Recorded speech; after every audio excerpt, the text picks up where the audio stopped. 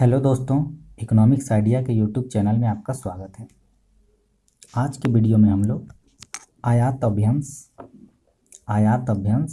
यानी कि कोटा के बारे में जानेंगे कि कोटा क्या है और कोटा के कितने प्रकार होते हैं। ठीक, तो देखिए, कोटा का कहने का अर्थ है कि जो कोटा के अंतर्गत जो है आयात की मात्रा को क्या किया जाता है, पहले से निर्धारित कर दिया जाता है। पहले से क्या किया जाता है, निर्धारित कर दिया जाता है कि इतनी ही मात्रा में क्या होगा, आयात होगा। ठीक, तो ये मात्रा जो है कैसे निर्धारित कर दिया जाता है, तो ये मात्रा जो है या तो भौतिक मात्रा के रूप में या मौद्रिक मूल्य के रूप में, भौतिक मात्रा या जो है क्या मौद्रिक मूल्य के रूप में क्या किया जाता है कि निर्धारित कर दिया जाता है कि इतनी ही मात्रा में जो है या इतने ही मौद्रिक मूल्य का जो है या जो भी चीज़ आयात किया जाएगा, इतना ही मौद्रिक मूल्य का कोई भी चीज़ आयात किया जा सकता है या इतनी मात्रा का। तो भौतिक मात्रा के रूप में उदाहरण स्वरूप हम लोग देखते हैं कि भौतिक मात्रा, यदि कोई अर्थव्यवस्था ये निर्धारित कर दे कि उसे किसी वस्तु की 100 इकाई का ही क्या करना है, आयात करना है।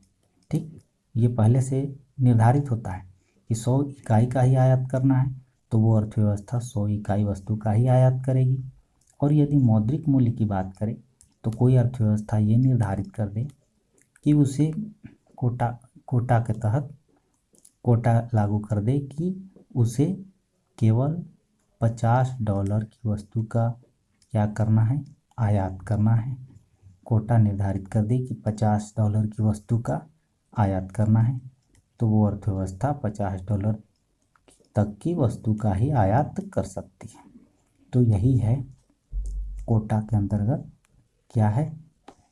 देखिए, आयात कोटा का अभिप्राय वस्तु की उस मात्रा से है जिसका समय की एक निश्चित अवधि में देश के अंदर क्या किया जाता है, आयात किया जाता है। और आयात कोटा जो है या तो भौतिक मात्रा अथवा मौद्रिक मूल्य क्या कर दिया जाता है, पहले से निश्चित कर दिया जाता है कि या तो इतनी भौतिक मात्रा आयात की जाएगी या इतनी मौद्रिक मूल्य की जो है वस्तु आयात की जाएगी। तो यही है कोटा। अब हम लोग देखते हैं इसके अंतर्गत क्या होता है, प्रत्यक्ष कोटा। हम लोग समझेंगे कि प्रत्यक्ष कोटा है क्या। देखिए, कोटा की भौतिक मात्रा, यदि भौतिक मात्रा निश्चित कर दी जाए तो वो कहलाएगा क्या, प्रत्यक्ष कोटा। यदि और दूसरा है अप्रत्यक्ष कोटा। दूसरा क्या है, अप्रत्यक्ष कोटा। मूल्य की मात्रा अगर निश्चित कर दी जाए तो वो कहलाएगा अप्रत्यक्ष कोटा। तो प्रत्यक्ष कोटा हम लोग समझ गए कि भौतिक मात्रा जब निश्चित कर दी जाती है तो उसे क्या कहा जाता है, प्रत्यक्ष कोटा। और यदि वस्तु का मूल्य मात्रा निश्चित कर दी जाए तो वो कहलाता है अप्रत्यक्ष कोटा। चलिए अब हम लोग कोटा के प्रकार के बारे में पढ़ते हैं। इसके 5 प्रकार होते हैं। ठीक, तो हम लोग एक एक करके कोटा के प्रकार के बारे में जानेंगे कि कोटा के प्रकार होते क्या हैं। पहला है प्रशुल्क कोटा। देखिए, प्रशुल्क प्लस कोटा, यानी कि इसमें प्रशुल्क यानी कि टैरिफ और कोटा दोनों का समावेश है इसमें। ठीक, इसीलिए इसका नाम पड़ा प्रशुल्क कोटा। तो इसमें क्या होता है कि इसके अंतर्गत क्या होता है कि आयात की एक निश्चित मात्रा क्या किया जाता है, निश्चित मात्रा बिना टैक्स के या फिर कम टैक्स में आयात किया जाता है। ठीक, बिना टैक्स के या कम टैक्स के आयात किया जाता है एक निश्चित मात्रा। और जब वो निश्चित मात्रा से अधिक मात्रा को आयात किया जाता है तो वो किया जाता है हाई टैक्स पे, यानी ऊंची कर पे आयात किया जाता है। ठीक, तो यही है हमारा प्रशुल्क कोटा। इसमें प्रशुल्क और कोटा दोनों का समावेश होता है। देखिए यहाँ पे दिया गया है, इसके अंतर्गत जो है एक निश्चित मात्रा बिना कर के या फिर कम टैक्स पे आयात की जाती है, परंतु इससे अधिक मात्रा जब आयात किया जाता है तो उस पर क्या लिया जाता है, हाई टैक्स लिया जाता है। हाई टैक्स यानी ऊंची कर लिया जाता है। ठीक, अब हम लोग सेकेंड नंबर देखते हैं। नेक्स्ट, एक पक्षीय कोटा। देखिए नाम से है एक पक्षीय कोटा, एक पक्ष। ठीक, इसमें क्या होता है कि आयातित वस्तुओं की मात्रा अन्य देशों के साथ बिना समझौता किए बिना लागू की जाती है। समझौता किए बिना जो है क्या किया जाता है, लागू किया जाता है। ठीक, इस संबंध में जो है क्या किया जाता है कि विदेशी सरकारों से कोई समझौता नहीं किया जाता है। ठीक, तो इसमें बिना समझौता के ही क्या किया जाता है, हाँ जो है मात्रा निश्चित कर दिया जाता है और आयात किया जाता है। ठीक, अब हम लोग देखते हैं एक पक्षीय कोटा के अंतर्गत दो तरह के कोटा आते हैं। एक होता है सार्वभौमिक कोटा, ग्लोबल कोटा जिसे बोलते हैं, सार्वभौमिक कोटा, ग्लोबल कोटा। इस कोटा के अंतर्गत होता है कि कोटे की कुल मात्रा, कोटे की जो मात्रा होती है वो किसी भी देश से आयात की जा सकती है। किसी भी एक देश या जो भी किसी भी देश से आयात की जा सकती है कोटे की कुल मात्रा। और जबकि आवंटित कोटा प्रणाली के अंतर्गत है एलोकेटेड कोटा, इसके अंतर्गत कोटा की कुल मात्रा विभिन्न पूर्तिकर्ता देशों में आवंटित कर दी जाती है। यानी कि विभिन्न जो भी पूर्तिकर्ता देश हैं, पूर्तिकर्ता देश यानी विभिन्न पूर्तिकर्ता देशों में वो कोटे की मात्रा बांट दी जाती है। यानी एक जगह से नहीं, विभिन्न देशों से क्या किया जाता है, आयात किया जाता है। यहाँ पे देखिए लिखा गया है कुल मात्रा जो है जो भी पूर्तिकर्ता देश हैं उनमें बांट दी जाती है, विभिन्न पूर्तिकर्ता देशों में बांट दी जाती है। तो यही मेरा क्या है, आवंटित कोटा प्रणाली यानी एलोकेटेड कोटा। तीसरा पॉइंट है बहुपक्षीय कोटा। बहुपक्षीय कोटा के अंतर्गत जो होता है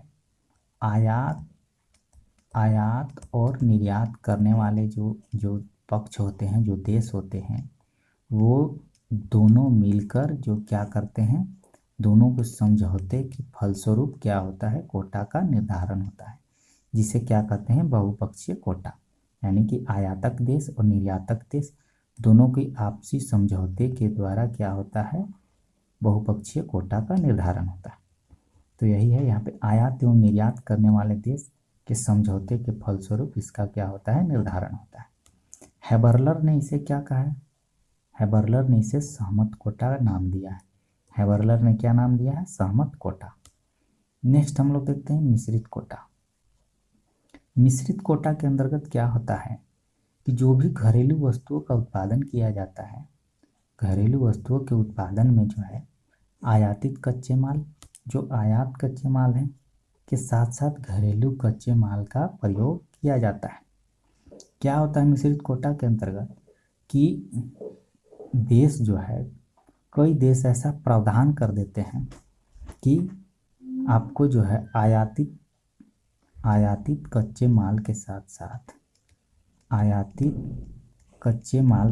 साथ आपको घरेलू कच्चे माल का प्रयोग क्या करते हैं, अनिवार्य कर देते हैं। अर्थात जो भी घरेलू वस्तु का उत्पादन होगा उसमें आयातित कच्चे माल और प्लस घरेलू कच्चे माल की मात्रा क्या करते हैं, निर्धारित कर देते हैं।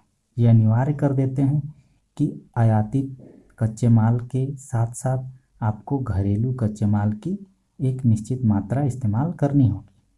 तो यही क्या कहलाता है, मिश्रित कोटा। और इससे क्या होता है, जब ये मात्रा निर्धारित कर दी जाती है तो इससे क्या होता है, आयातों पर नियंत्रण हो जाता है। आयातों पर क्या होता है, नियंत्रण हो जाता है। ठीक, और यह कोटा प्रणाली जो है, जो मिश्रित कोटा प्रणाली जो है, लागू करने वाले जो देश होते हैं उनको दो फायदा होता है। एक तो होता है, क्या होता है, घरेलू कच्चे माल का संरक्षण, यानी कि घरेलू कच्चे माल का क्या होता है, संरक्षण होता है। ठीक। और दूसरा क्या होता है, दूसरा क्या होता है, विदेशी विनिमय की बचत होता है। विदेशी विदेशी विदेशी विनिमय की बचत होता है, विनिमय बचत होता है। ठीक। तो यही होता है मिश्रित कोटा।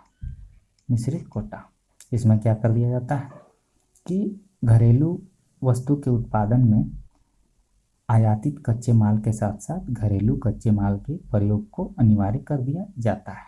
ठीक। अब हम लोग नेक्स्ट पॉइंट देखेंगे जो कि लास्ट है मेरा, आयात लाइसेंसिंग प्रणाली। आयात लाइसेंसिंग प्रणाली जो है, इसके अंतर्गत क्या किया जाता है कि आयातकर्ताओं को निर्धारित कोटा के अंतर्गत जो कोटा निर्धारित किया जाता है उसकी मात्रा आयात करने के लिए सरकार से क्या करना पड़ता है, लाइसेंस लेना पड़ता है। लाइसेंस लेना पड़ता है। तो यही क्या है, लाइसेंसिंग प्रणाली, कि सरकार द्वारा जो कोटा निर्धारित की जाती है उसको आयात करने के लिए सरकार से क्या करना पड़ता है, लाइसेंस लेना पड़ता है। यही है आयात लाइसेंसिंग प्रणाली। आज के वीडियो में हम लोग कोटा के बारे में जाने कि कोटा क्या होता है और कोटा के कितने प्रकार होते हैं। और नेक्स्ट वीडियो में हम लोग नए टॉपिक पे बात करेंगे। तो आज के वीडियो में इतना ही। चैनल को लाइक कीजिए, सब्सक्राइब कीजिए और पीडीएफ के लिए आप टेलीग्राम चैनल ज्वाइन कीजिए, वहाँ से आपको सारे क्लासेस के पीडीएफ मिल जाएंगे। तो चैनल को लाइक कीजिए, शेयर कीजिए, सब्सक्राइब कीजिए। धन्यवाद।